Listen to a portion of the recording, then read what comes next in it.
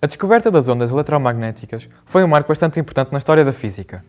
A unificação da eletricidade e do magnetismo foi estabelecido por James Maxwell, que descreveu em 4 equações todos os fenómenos eletromagnéticos. Com as suas equações, Maxwell concluiu que o campo elétrico e o campo magnético se propagam como ondas, sendo a sua velocidade de propagação no vazio de cerca de 3,0 vezes 10 elevado a 8 metros por segundo. Ora, esse era precisamente o valor já conhecido da propagação da luz. Maxwell concluiu, portanto, que a luz era uma onda eletromagnética. Posteriormente, Hertz efetuou uma experiência que tinha como objetivo a produção e propagação de ondas eletromagnéticas. Para tal, utilizou uma bobina de indução e 2 esferas metálicas, observando que quando a corrente elétrica percorria a bobina de indução, as 2 esferas produziam uma descarga elétrica.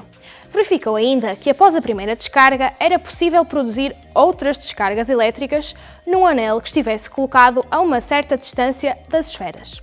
Além disso, percebeu também que as mesmas se propagavam na sala em que realizava as suas experiências. Deste modo, Hertz produziu as primeiras ondas de rádio. Algum tempo depois, Marconi conseguiu produzir ondas com um alcance de 3 km e, em 1901, aliou a transmissão de ondas de rádio e ondas sonoras, transmitindo o primeiro sinal sonoro entre os continentes europeu e americano.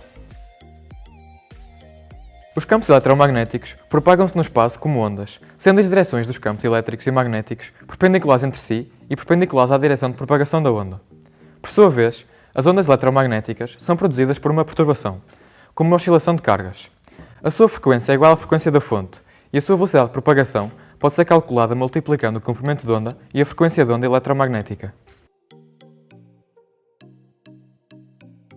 O espectro eletromagnético tem uma gama de comprimentos de onda que varia entre os 0,01 picómetros e os 10 km. A gama de comprimentos de onda da radiação detectada pelo olho humano chama-se luz. O comprimento de onda da luz varia entre os 400 e os 700 nanômetros. Assim sendo, há um vasto conjunto de radiações eletromagnéticas que o olho humano não consegue detectar, mas que também pertencem ao espectro eletromagnético, sendo as de maior frequência os raios gama e as de menor frequência as ondas de rádio. No vácuo, a velocidade de propagação das radiações eletromagnéticas é constante, sendo assim, quanto maior é o comprimento de onda, menor a frequência e vice-versa.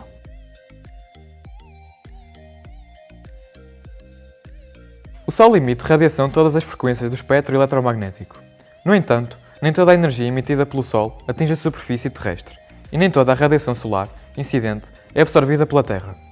De um modo geral, quando um feixe de luz incide sobre uma superfície de separação entre 2 meios transparentes, verifica-se que parte da onda incidente propaga-se no segundo meio, constituindo a onda transmitida ou refratada.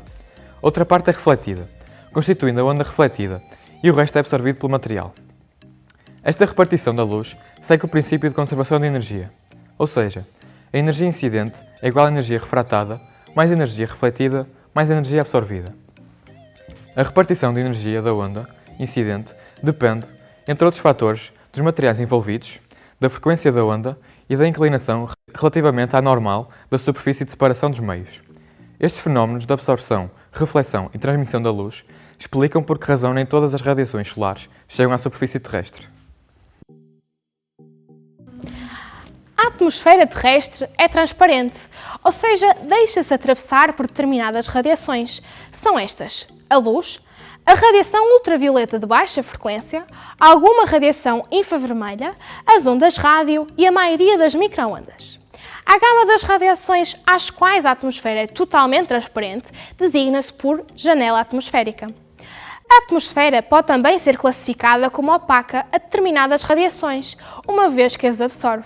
São estas: as radiações ultravioleta B e C, os raios gama, os raios X e certas frequências de radiação infravermelha e de microondas. O conjunto da radiação refletida pelo solo ou pela atmosfera designa-se por albedo. No caso da Terra, 30% da radiação solar incidente é refletida.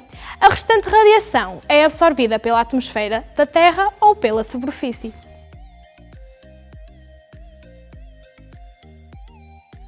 Sempre que a luz incide na superfície de separação entre 2 meios e retorna ao seu meio de origem, ocorre um fenómeno designado reflexão da luz. Na reflexão, a luz continua a propagar-se no mesmo meio. Se a superfície não for polida, o que se verifica na folha de papel, a luz é refletida em todas as direções, mas com intensidades diferentes. É por isso que duas pessoas conseguem ler um jornal simultaneamente. Se a superfície for perfeitamente polida, como é o caso dos espelhos, a luz reflete-se apenas numa direção. Diz que estamos perante um fenómeno de reflexão regular da luz. A reflexão da luz obedece às seguintes leis. Primeiro, o ângulo de reflexão de um feixe luminoso, ângulo definido entre a direção do feixe refletido e a normal à superfície no ponto de incidência, é igual ao ângulo de incidência desse feixe.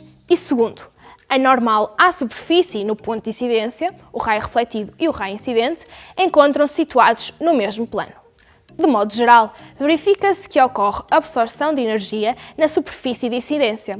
Por esse motivo, a energia da onda refletida é menor que a energia da onda incidente, sendo a intensidade da luz refletida menor do que a da luz incidente.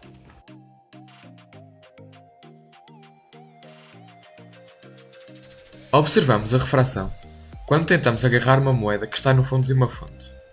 Temos a sensação de que ela se encontra num sítio diferente do que aquele em que realmente está.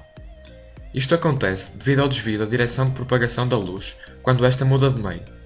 Este acontecimento chama-se refração da luz. No ar, a luz tem uma velocidade aproximada de 3,0 vezes 10 elevado a 8 metros por segundo, enquanto que na água esta velocidade é inferior. Assim, a luz demora mais tempo a atravessar a água, dando a sensação de que o objeto está orientado numa direção diferente. Dá-se o nome de índice de refração, N, à razão entre a velocidade da onda eletromagnética no vazio, C, e a velocidade de propagação nesse material. Para explicar a refração, Descartes e Snell estabeleceram uma relação entre os senos dos ângulos do feixe incidente e do feixe refratado. Esta relação fica conhecida como lei de Snell-Descartes. Esta diz que é possível obter a relação entre os senos dos ângulos de incidência e refração e os índices de refração dos diferentes meios materiais. A lei toma então a seguinte forma: o produto do índice de refração do meio 1 pelo seno do ângulo incidente é igual ao produto do índice de refração do meio 2 pelo seno do ângulo refratado.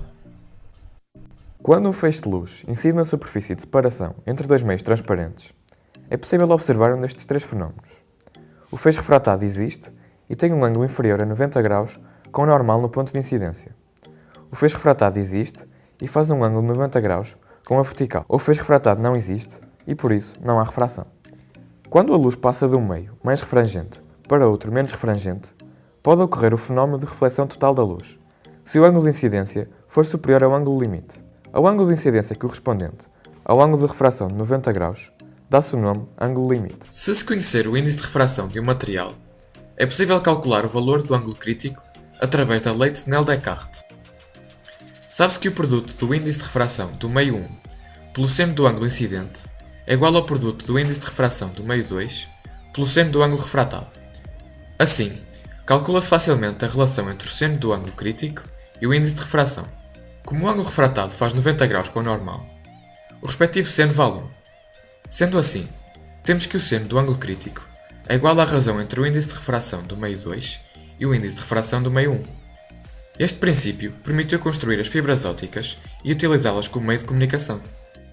As fibras ópticas baseiam-se na reflexão total da radiação, sendo que para transmitir informação utilizam-se feixes de luz que, ao chegarem ao seu destino, são convertidas em sinais elétricos.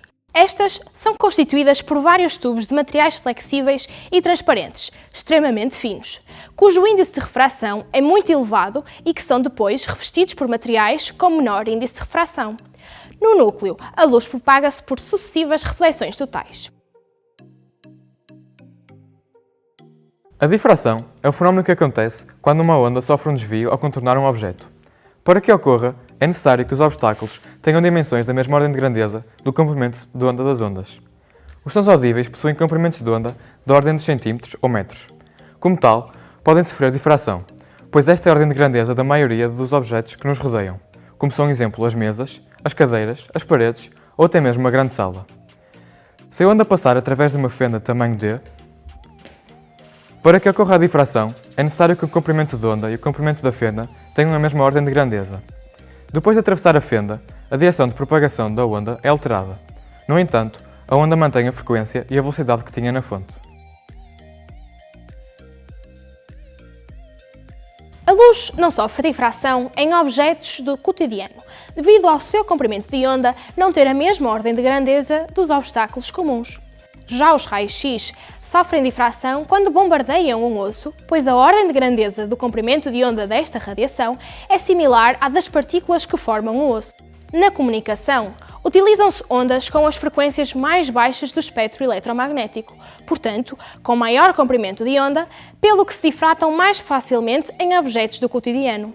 Ao conjunto destas radiações chamam-se radiofrequências e situam-se entre os 3 kHz e os 300 GHz, o que corresponde a ondas rádio e uma parte das microondas. Esta radiação é não ionizante, ou seja, não possui energia suficiente para ionizar os átomos.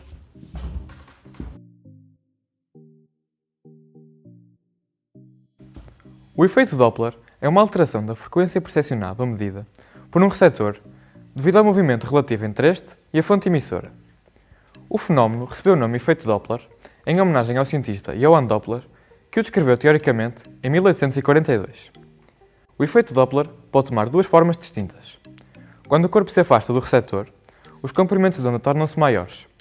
A luz sofre um desvio para o vermelho, redshift. Ou quando o corpo se aproxima do receptor, os comprimentos de onda da luz tornam-se menores. A luz sofre um desvio para o violeta, blue shift. É devido ao efeito Doppler que se sabe que o universo está em expansão, pois é detectado um desvio para o vermelho quando se analisa o espectro de absorção de radiação vinda dos confins do universo.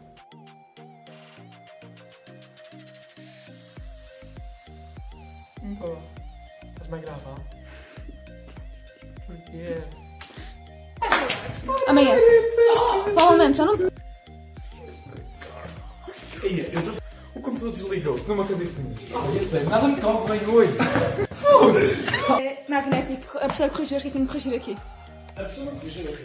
Corrigiu, mas eu fui lá e a professora... Patrão-mãe, não é esta parte. Ai, que última palavra falhou-me. Não me acredito nisto. Mas estás a atravessar. Que barulho do caralho.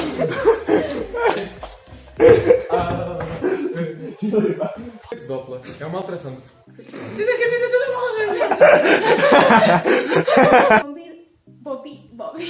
Bombina. Não era uma, era outras. Eles produzem. Não posso coçar o olho, mas eu tenho muita comichão. Fecho refletido. Eu não estava a conseguir ler bem, desculpa. Pois, eu esqueci, mas já ia ler o que estava. Bombeiam, não é bombardeio. A